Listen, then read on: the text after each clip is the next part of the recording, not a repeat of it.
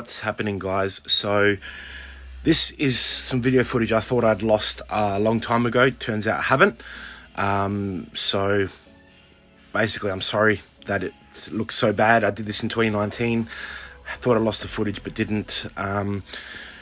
This was an attempt to make some Nismo LED lights. This is part one. I haven't finished them yet, but I'm going to. So basically, those of you with the 2-door, even a 4-door, I mean, the lights are different, but you get the idea. Basically, what I want to be doing here is removing the lenses off there.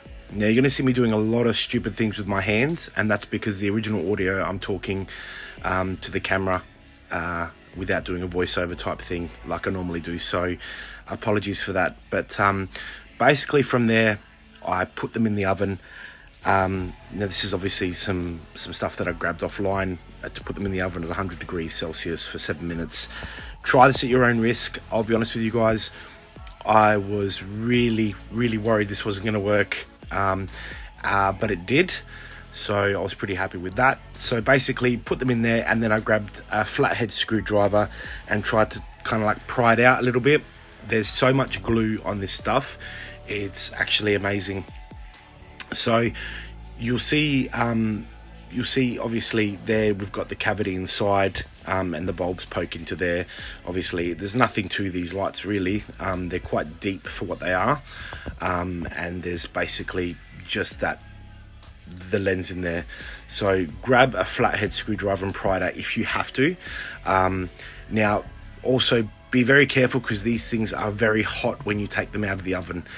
The whole reason I guess I started doing these lights is because I wanted to see if I could retrofit some old lenses from my LED lights that got smashed.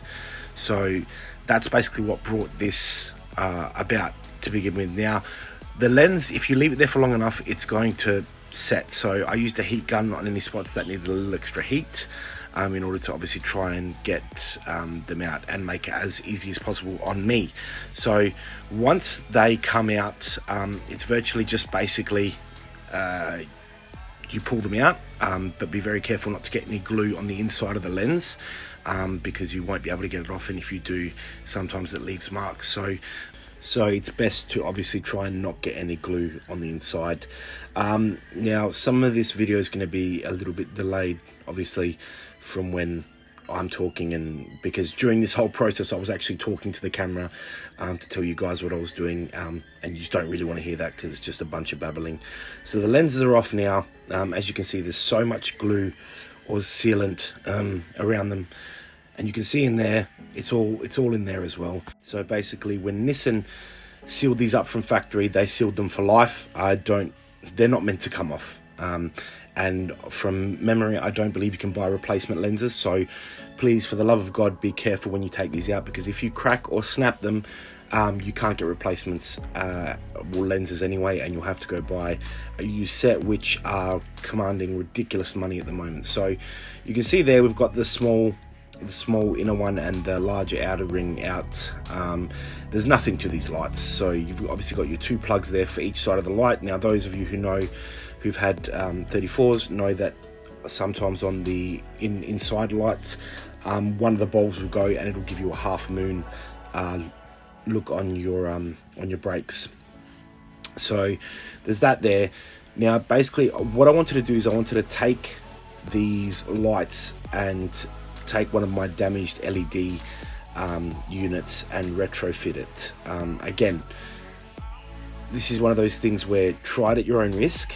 I have a video on these old lenses that I did when I replaced them originally, new LED lights. This is when I replaced my old LED lights with new LED lights after one of the lenses was cracked. Now the plastic on these is quite brittle, so the idea behind this was to basically take the inner workings of the old LED lights out and put them inside the factory housing to see what it would look like. And as you can see, everything fits in there quite nicely. Everything's in there, and it would just be a situation of whether or not it lights up to a nice looking or Nismo style of lights. Now look, long story short, it didn't work, but there's the broken lenses there. It didn't work. Now, the reason why it didn't work is because obviously those lenses are set up, or those tail lights are set up in a way where it reflects the light off, because the headlight lenses are actually not as dark as what this plastic is, or perspex, whatever they call it. It's more of like a really thin, I guess, plastic that they use, which is, I guess, it's clear with a tinting on it, whereas this is red plastic. I forget the name of it, but I'll find out eventually. So the idea was to put these in there and just see how it looked first and foremost. This wasn't the original plan to begin with. The original plan was something else, which I'll show you shortly, but the original plan was to see how these fit in there and what they look like. Now, this was the whole plan to begin with, was to get these lenses here, these rings, which, funny story, they're actually interior lights. These rings here full of LEDs, they're actually interior lights, which I managed to find online, and I thought if I could retrofit them to some lenses, they literally look like Nismo style tail lights, without having to pay whatever they're worth now. Back when I was looking, they were about $2,000. I think they're up to like 6 or 7 at the moment, which is just crazy money. So the plan was to retrofit those halo LEDs to the lights, to make them obviously have that Nismo style. Now, we've tried retrofitting those, and I didn't really like the way they looked, in terms of when the light was off, which I'll show you now just so you guys can get a bit of an idea. So the light's off, this is them breaking. I've got them hooked up to a battery at the moment to see what they look like. So it just creates that kind of ring, and it's kind of darkened out everything else, because there's not a massive spread there, which they use to obviously save those LEDs without having to put so many. So if I put the ring over there, it almost sits flush. It's not quite, I would have to modify it a bit more, but you can see there, that's what it would look like inside the actual lens.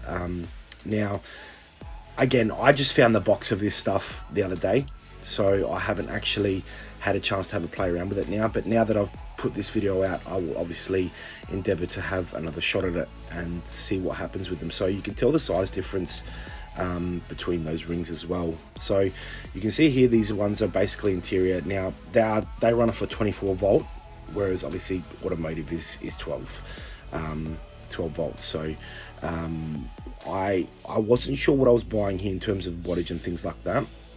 So I'm not an electronic engineer, so I don't know, but I am speaking to a few people that have knowledge with this stuff to try and work out if there's a way we can lessen the wattage or voltage, whatever they call it, and make them so they are suitable for an automotive application. That's the general idea behind it, and to get these fitted. Now, what it's going to look like when the light is white, I've got no idea, but you can see there, obviously it looks pretty cool as it is, and once I'm able to obviously get these working, then I will fit them up to make them see how they look. Now, that part there, obviously the transformer, that will sit inside the lens there if it needs to. If it doesn't need to, and I can just wire them up however way, then I'll do that. But for the most part, this will be a learning experience. Now, the real test is going to be when we actually start making those lenses, or those lights. Now, that'll be the real test on whether or not we can actually retrofit them. Now, that's the LEDs that came with the LED headlights for the original lenses, original tail lights. You can see they're quite different, but again, it's one of those things where we fitted them up, it just ended up looking like a red blob, and that's not the style I want to go down. So I will need to figure out how to do this. Now, I have started doing some research on it and trying to organize, obviously, or trying to figure out what I need to do with these lights in order to make them fit properly and all that. The other option is we go down the route of just basically making them from scratch, and that means putting all the bulbs in, soldering them all in, and putting in transistors and things like that, which is an option, yes, but I'm not confident with that stuff. So it would be a case of me taking the time to learn that stuff before I try it out. I am, as I said, I'm getting some help from people who have done stuff like this before to try and work out exactly what I need to do. But at the same token, I don't want to make them so they're going to be too difficult to basically work on. My stuff, as you know, it's generally not hard stuff. It's kind of stuff that we can utilize. And what I thought is this stuff here, you can buy these lights ready-made. I may reach out to the manufacturer and see if they can do an application for me,